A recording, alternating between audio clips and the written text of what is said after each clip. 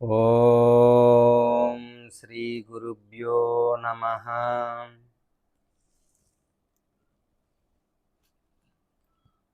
అందరికీ నమస్తే అండి. మనం భగవద్గీతలోని రోజుకి ఒక శ్లోకం, ఆ శ్లోకం యొక్క అర్థం చెప్పుకుంటున్నాం కదండి. ఆ క్రమంలో ఈరోజు 40వ శ్లోకం, ఆ శ్లోకం యొక్క అర్థం చెప్పుకుందాం. సరేనండి.